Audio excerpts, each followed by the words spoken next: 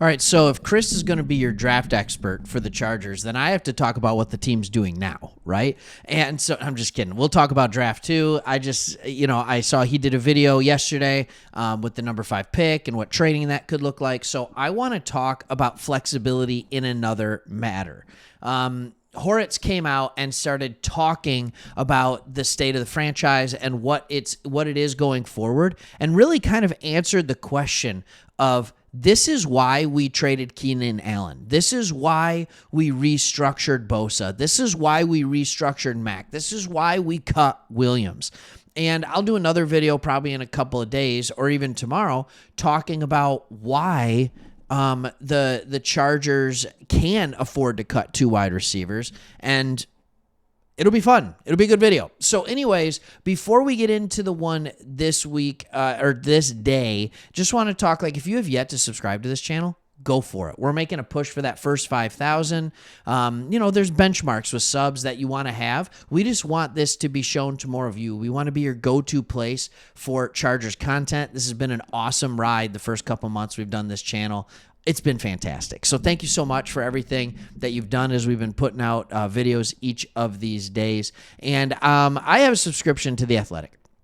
And there was some good reporting going on from The Athletic. So just a recap of what's going on real quick with Keenan Allen.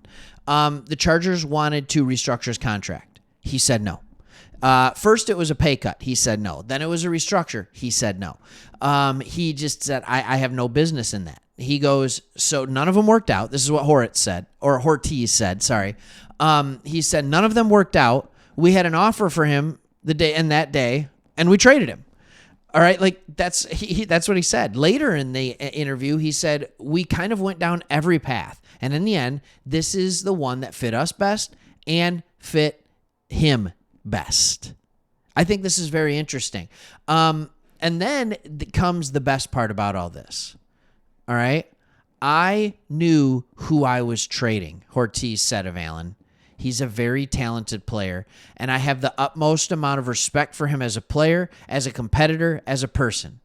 And so it's difficult when you have to cut a player, trade a player, release a player. It's always difficult. A player like Keenan, certainly, but it creates an opportunity for other players to step up. Okay, great. It creates an opportunity for other players to step up. All right, but then he went on and said, we talked about multiple options with him. So you can read into that what you want. All right, finally we get somebody from the Chargers saying, hey, look, dude didn't want to come back. Like, he didn't want to come back. And what we've been hearing about in this, like crazy, is just Keenan Allen. Like, nope, I'm not taking a pay cut. I wanted to end my career there, but he was not willing to work at all. This is kind of what I've been reporting on. That's not what this video is about, so we're going to move on from that. All right, but let's look at the move that they made, some of the domino moves that they made that got us in this position, and then ultimately why they did it. And it's smart, and it's what winning teams do. You don't completely abandon and Band-Aid and fracture your future in order to be a little better right now. You can't do it. And so you have to make difficult decisions. So the Allen trade was the final domino in a series of cap-related moves the Chargers made. They cut Williams, $20 million. Edge rusher Joey Bosa took a $7 million pay cut before restructuring, all right, into a 2-year contract. Edge rusher Khalil Mack took a $4.25 million pay cut before restructuring his contract. The Mack and Bosa pay cuts and restructures saved the Chargers $23 million.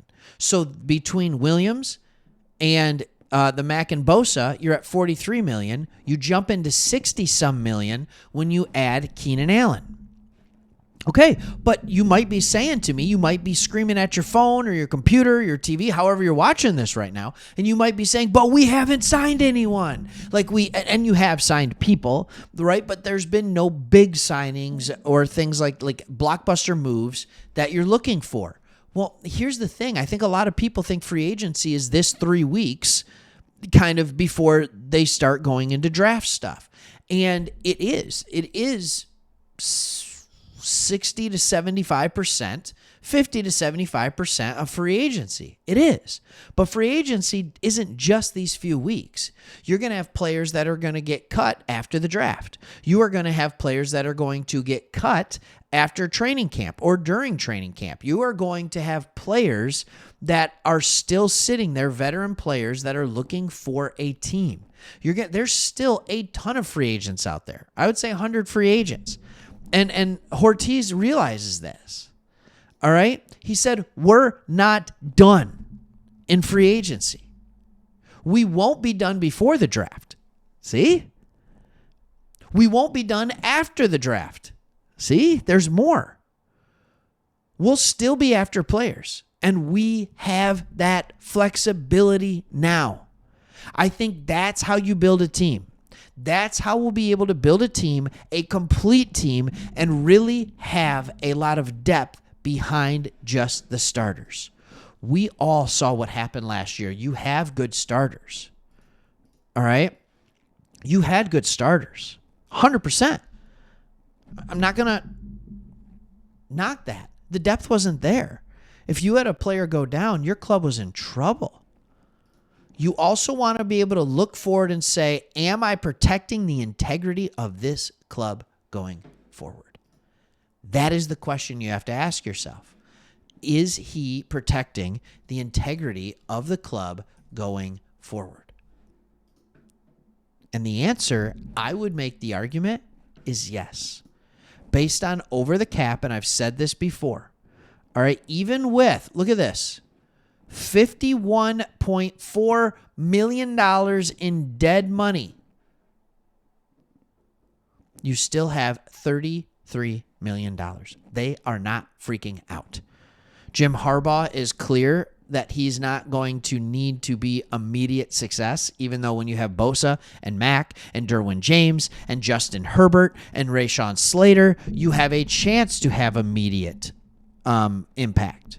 You absolutely do. You absolutely do. But $33 million in cap space makes them one of the teams, believe it or not, left over that can go after these players as they become available. That's a good thing, and you want to be able to keep that flexibility during the season, during the off season. You want to have money in your cap space.